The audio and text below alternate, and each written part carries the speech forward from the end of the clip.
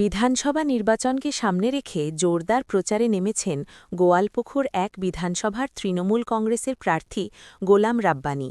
শনিবার গোয়ালপুকুর ১ বিধানসভার শাহাপুর গ্রাম পঞ্চায়েতের বিভিন্ন এলাকায় দেখা গেল এক ভিন্নধর্মী প্রচারের ছবি। এদিন পাড়ায় পাড়ায় গিয়ে স্থানীয় মহিলাদের একত্রিত করে তাঁদের পাশেই বসে সরাসরি কথা বলতে দেখা যায় তৃণমূল প্রার্থী গোলাম রাব্বানীকে।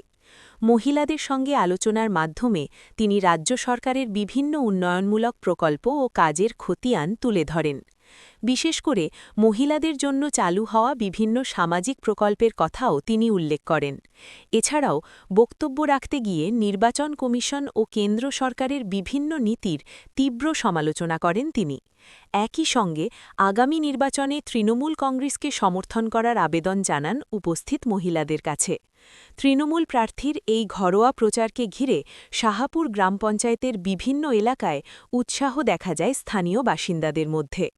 আমার মালকুন্ডা শাহপুর ওয়ান গ্রাম পঞ্চায়েত গোয়ালপুরের আমাদের 14টা পঞ্চায়েত আছে। এক শাহপুর ওয়ানে আমি এসেছি মালকুন্ডা গ্রামে। এর আগে মালকুন্ডা ছিলাম, 2-3টা মালকুন্ডা গ্রাম আছে। কেমন সারা পাচ্ছেন? সারা দেখছেন না, মা বোনরা সবাই আমাকে আশীর্বাদ করছে।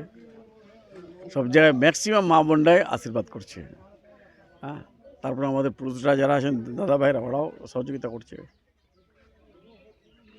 বিজেপির লোকগুলো এসে বলছে কি যে আমাদের মহিলারা এখানে অনেক ভালো মহিলা, আমাদের সবসময় আমাদের সহযোগিতা করে।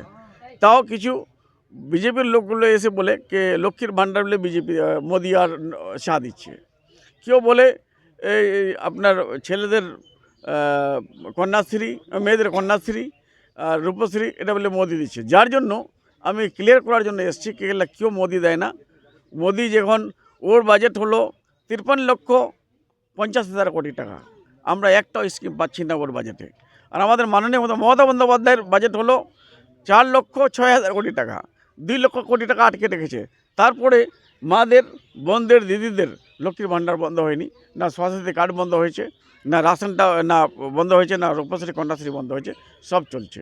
ও যতই হ্যারাস করবে, যতই করবে হামলা, তত বাড়িয়ে দেবে বাংলা। আর বাংলাতে মুখ্যমন্ত্রী মমতা বন্দ্যোপাধ্যায় আছে, আর এই বাংলা সুভাষচন্দ্র বোসের বাংলা, কাজী নজরুল ইসলামের বাংলা, রবীন্দ্রনাথ ঠাকুরের বাংলা, এবার রাজারামনের বাংলা, মমতা ব্যানার্জির বাংলা। এই বাংলা ঠিক হয়ে চলবে। এ তো অবাক যে ভোট নেবে তারও নাম বিচারাধীন, এডুকেটেড। তারপরে যারা ভোট করবে তারও নাম এডুকেটেড। বিক্ষোভ তো করবেই, বিক্ষোভ না করার তো কোনো প্রশ্নই হচ্ছে না। ওরা যে নাম অন্যজনের নামগুলি যে ঠিক করবে, ওর নামটা তো ঠিক হয়নি। আমি যে ভোটটা নেব, আমার নামটা তো ঠিক হয়নি, আমি কী করে ভোটারগুলোকে বলবো? আর গোয়ালপুরে সবথেকে বেশি প্যানিক এখানে হয়েছে, অনেকগুলো লোক ভোটার লিস্ট থেকে নাম সরে গেছে।